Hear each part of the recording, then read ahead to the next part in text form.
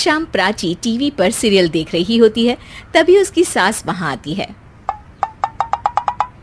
अरे सीरियल में तो ऐसे मग्न है जैसे आज रात का खाना पड़ोसी आकर बनाएंगे।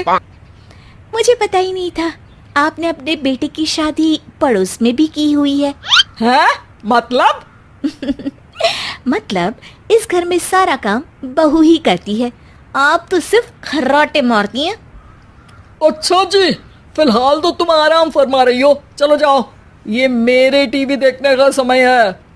आहा, इसीलिए मुझे भगाया जा रहा है। सॉरी, अब तो बिल्कुल नहीं जाऊंगी।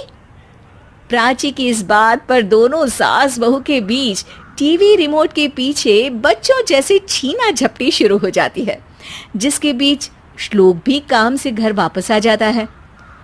हाँ, आज मेरी चूहे बिल्ली की जोड़ी किस बात पर झगड़ रही है? अरे तेरे बीवी मुझे टीवी ही नहीं देखने दे रही। अरे तुम्हारी मम्मी मुझे खाना बनाने के लिए फोर्स कर रही है। अरे वाह, ऐसे बेतुके रीजन पर तो बच्चे भी झगड़ा नहीं करते। अरे मुझे कुछ मत बोल, सब इसने ही शुरू किया है। हाँ हाँ, जैसे आप तो बहुत दूध की धूली है ना। अरे बस, दोनों चुप। प्राची जाओ, खाने की तैयारी करो। और माँ तुम छोड़ो, तुम्हें क्या बोलूं, शांति से अपना सीरियल देखो, मुझे दोबारा लड़ने की आवाज सुनाई नहीं देनी चाहिए। ऐसा बोलकर श्लोक वहां से चला जाता है, जिसके पीछे पीछे प्राची भी कुछ न कुछ बड़बड़ाते हुए रसोई में चली जाती है। हाँ हाँ, सासू जी को तो कुछ बोलेंगे ही नहीं, बस मुझ पर ही हुक्म चलता है, खाना बनाओ, जैसे मैं इनके घर में खाना बनाने के लिए आई हूँ। इसी तरह शाम बीतती है और रात को श्लोक और प्राची की सास खाना खाकर सोने चले जाते हैं, लेकिन प्राची गुस्से में कुछ खाए बिना काम में ही लगी रहती है। इस घर में किसी को घंटा फिक्र नहीं पड़ता, मैं खाऊं या भूखी रहूं। प्राची कुछ देर के लिए रसोई से बाहर जाती है और जैसे ही वापस आती है तो वहां दूध का भरा ग्लास देखकर हैरान रह जाती है।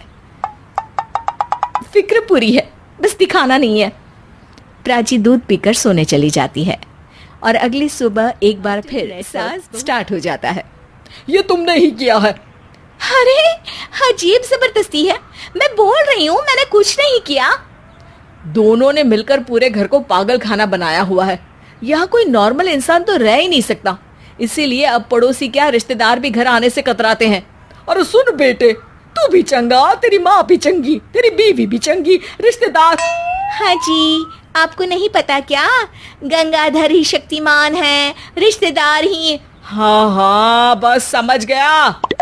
कभी जानवरों जैसे लड़ेंगी तो कभी जुगलबंदी करेंगी। भाई मैं आप दोनों के बीच में नहीं फंसना चाहता। सास बहू की इस मनमौजी जोड़ी से परेशान होकर श्लोक अपना सिर खुजलाता वहां से चला जाता है। चलो अब मैं भी कीर्तन में जा रही हूँ। इस पर जैसे ही सास कमरे में अपना पर्स लेने जाती है तो वहां नाश्ते की प्लेट रखी देख मुस्कुराने लगती है और नाश्ता करके घर से बाहर निकलते हुए कुछ पैसे टेबल पर रख जाती है, जिसके कुछ देर बाद सिलेंडर वाला घर आता है। ओ मोरी मैया, मैं सिलेंडर के बारे में तो बिल्कुल भूल ही गई थी। घर खर्च के सारे पैसे भी मम्मी के पास है और श्लोक से बोला तो उल्टा 4 बात सुनाएंगे। प्राची ये सोच ही रही होती है कि अचानक उसका चेहरा चमक उठता है और वो घर में आकर इधर उधर देखने लगती है। तभी उसकी नजर टेबल पर रखे पैसों पर पड़ती है, जिन्हें वो सिलेंडर वाले को दे देती है। ये सब श्लोक देख लेता है। अच्छा बेटे, इतना बड़ा घोटाला, सबके सामने मैं तेरी दुश्मन और पीठ पीछे तेरी मेरी यारी। इस पर श्लोक और शाम को सब एक साथ बैठे होने पर बोलने लगता है। माँ, तुम दोनों की बहुत लड़ाई होती है, इसलिए मैं सोच रहा हूँ कि प्राची को उसके घर छोड़ाऊं, इससे वो भी खुश रहेगी और तुम भी। अचानक श्लोक की ये बात सुनकर सास बहू शौक से उसकी तरफ देखती है। अरे ऐसे कैसे घर छोड़ाओगे, मुझे कहीं नहीं जाना। अरे तुमने बोला नहीं पर मैंने सुन लिया, तुम्हें मम्मी के साथ रहना अच्छा नहीं लगता, मुझे पता है। अरे वाह, अरे जब बहू खुद कुछ काम बोले तो वो तुझे सुनता नहीं, और अब जो इसने बोला ही नहीं वो तू समझ गया। जब उसे नहीं जाना तो फिर जबरदस्ती क्यों कर रहा है? अच्छा, फिर आपको मौसी के घर छोड़ाता हूँ। बस अब आप दोनों एक घर में एक छत के नीचे नहीं रह सकती। मैं इस टॉम एंड जेरी की जोड़ी को और नहीं झेल सकता। है? ऐसे कैसे नहीं रह सकते?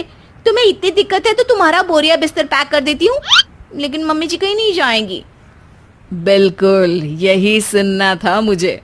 अगर दोनों में इतना ही प्यार है फिर हर वक्त ये लड़ाई का नाटक क्यों करती हो? देखा मैंने कैसे माँ किचन में दूध रखती है और तुम उनके लिए कमरे में नाश्ता रखती हो, और कैसे वो पहले ही तुम्हारी दिक्कत समझकर घर में पैसे रखकर बाहर जाती है। अरे भाई, इतना ड्रामा तो डेली सोप में भी नहीं होता जितना तुम दोनों ने इस घर में फैलाया हुआ है। तू हमें टॉम एंड जेरी बोलता है ना, तो याद कर वो दोनों भी एक दूसरे को बाहर वालों की बुरी नजर से बचाने के लिए हमेशा सबके सामने लड़ते थे, लेकिन अकेले में दिक्कत के समय मदद भी तो करते थे। बस हमारा रिश्ता भी कुछ ऐसा ही है। और वैसे भी अगर सास बहू में तू मैं नहीं होती तो दुनिया वालों को कहानियां कैसे मिलेंगी? तीन बहुओं के रवैये से सासू माँ बहुत परेशान थी। दरअसल बात ये थी कि तीनों बहुओं में किसी बात को लेकर अनबन हो गई थी। तब से ही तीनों एक दूसरे से मुंह फुलाए रहती थी। ना कोई सीधे मुंह किसी से बात करती, ना किसी का कहना मानती। पड़ोसी भी इस बात को जानते थे और जाने कैसे कैसे बातें भी करते। इसीलिए सासू माँ ने तीनों बहुओं को तुरंत अपने कमरे में बुलाया। मैं कई दिनों से देख रही हूँ तुम तीनों अलग अलग सारे काम कर रही हो। ये सब नहीं चलेगा, तीनों को मिलकर ही काम करना पड़ेगा। सास की बात सुनकर एकदम से बड़ी बहू बोल उठती है। नहीं मम्मी जी, मैं इन दोनों के साथ कुछ नहीं कर सकती। मैं इस घर की बड़ी बहू हूँ, फिर भी ये मेरा कहना बिल्कुल भी नहीं मानती। अरे जेठानी जी, जानबूझकर मुझे डबल काम करवाती है आप, और छोटी मुझसे टेढ़े मुंह ही बात करती है। इन दोनों के बीच हमेशा सैंडविच बन जाती है मेरी, और मैं हमेशा आलू की तरह बीच में मसली जाती हूँ। इन दोनों को लगता है कि मैं छोटी हूँ तो इनके पैरों तले दब जाऊंगी, लेकिन नहीं, मेरा भी उतना ही अधिकार है जितना इन दोनों का है। बड़ी आई दोनों मेरी चुगली करने के लिए, मुझे क्या कम समझ रखा है। तीनों बहू एक दूसरे से बहस करने लगती है और सास दोबारा ये देखकर टेंशन में आ जाती है और सबसे कहती है, चुप हो जाओ, अब से तुम तीनों सारे काम एक साथ करोगी, आंख बंद करके एक दूसरे की बात सुनोगी। तुम तीनों इस बात को गांठ बांध लो, वरना अगली छुट्टियों में तुम्हारा अपना मायके जाना कैंसिल। सास की बातें सुनकर डर के मारे तीनों हामी भर देती हैं। जी मम्मी जी, मैं समझ गई। हाँ मम्मी जी, जैसा आप कहें, आप जो कहेंगी मैं वही करूंगी। तीनों बहू सास की बात को गांठ बांध लेती है और वादा करती है कि अब से सारे काम वो तीनों एक साथ मिलकर ही करेंगी। ये सब देखकर सास खुश हो जाती है और वहां से चली जाती है। नीचे जाकर वो देखती है कि घर में शर्मा जी आए हुए होते हैं। सास जोर से आवाज लगाकर कहती है, अरे बहू, जरा चाय बनाकर तो लाना, शर्मा जी आए हैं। सास की बात सुनकर तीनों बहू तुरंत किचन की ओर भागती है और चाय बनाना शुरू कर देती है। मुझे तो एकदम मसाले वाली कड़क चाय पसंद है, तो हम शर्मा जी के लिए मसाले वाली चाय ही बनाएंगे। अरे नहीं दीदी, गर्मी के मौसम में मसाला चाय कौन पीता है? मैं तो शर्मा जी के लिए इलायची वाली चाय ही बनाऊंगी। ये कैसी बात कर रही हैं आप दोनों?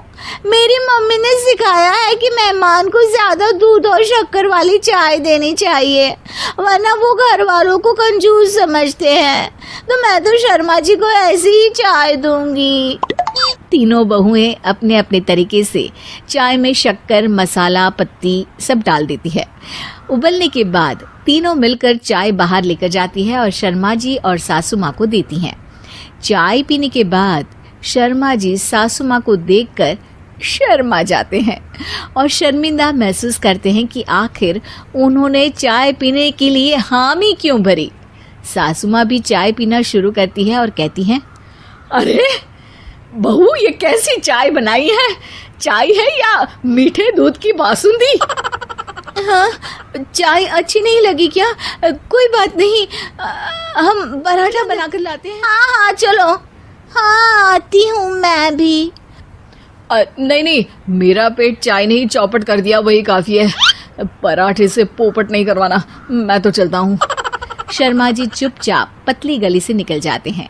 अगले दिन सास बहुओं से कहती है, अरे बहू, जाओ जाके ऊपर के गेस्ट हाउस की सफाई कर दो, कल हमारे यहाँ मेरे दूर के रिश्तेदार आने वाले हैं, तो पूरे कमरे को चमका देना, समझी। तीनों बहू सास की बात को मानकर ऊपर सफाई करने चली जाती हैं और तीनों कमरे की सफाई चालू कर देती है। बड़ी बहू मकड़ी के जाले साफ करती है तो बीच वाली झाड़ू लगाना और छोटी वाली सर्फ डालकर जमीन धोना शुरू कर देती है। अरे दीदी जेठानी जी, अभी मैंने पूरी फर्श धोई और आप फिर से धूल नीचे गिरा रही हैं। और मछली जेठानी जी, आप बिना झाड़ू की धूल यहाँ छटक रही हैं। अरे तीनों को साफ करना है, एक साथ सफाई करते हैं ना। अरे वही तो, हम साथ साथ हैं, घर साफ साफ है। तीनों बहू ऐसे ही काम में उलझ जाती है और 2 घंटे तक एक ही कमरे की सफाई करती रहती है। बहुत देर से अपनी बहुओं को ना देखने के कारण सास ऊपर कमरे में उन्हें देखने जाती है, लेकिन कमरे में घुसती ही वो गीली फर्श पर फिसलने के कारण नीचे गिर जाती है। ओरी मोरी मैया, हड्डी मरोड़ के रख दी, आए मेरी तो कमर ही टूट गई रे। तीनों बहुएं सास को उठाती हैं और बिस्तर पर सुला देती है। अरे मेरे हाथ पैर दर्द कर रहे हैं, दबा दो, आराम मिलेगा। हाँ जी माँ जी।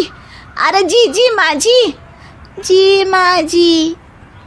और तीनों बहुएं एक साथ सास के हाथ को दबाना शुरू कर देती हैं। माँ की तो चीख ही निकल जाती है और नतीजा ये होता है कि सास के बचे हुए शरीर में भी दर्द उठ जाता है। हाय राम, ये क्या कर दिया तुम तीनों ने। अरे मेरी तो किस्मत ही फूटी है कि तुम जैसी बहुएं मुझे मिली। हे भगवान, पूरे शरीर में दर्द बढ़ गया है, अब तो पता नहीं कि चल भी पाऊंगी या नहीं। माफ करो, मुझे गलती हो गई मुझसे कि तुम तीनों को एक साथ काम करने के लिए बोला। सोचा था तीनों मिलके अच्छे से काम करेगी, लेकिन बड़े बुजुर्ग सही कहते थे कि 3 तिगाड़ा काम बिगाड़ा। तुम लोगों ने ये बात ना आज साबित करके दिखा दी। तुम तीनों को तो समझाना यानी मानो भैंस के आगे भी न बजाना है। तुम्हें अकेले अकेले काम करना है ना, तो अब से तुम अकेले ही अपना अपना काम करो। तीनों बहुएं वहां से जाने लगती है। अरे कहाँ जा रही हो? आप ही ने तो कहा कि अपना अपना काम करो, तो मुझे मुल्तानी मिट्टी लगानी है। अरे मुझे भी तो नेल पॉलिश लगानी है। मुझे ना मेहंदी लगानी है। सास अपना सर पीट लेती है और कहती है, अरे मुझे भी लगाना है कुछ। क्या माँ जी? क्या माँ जी? क्या माँ जी? तुम्हारे घर वालों को फोन तुम्हारी हरकतें बताने के लिए।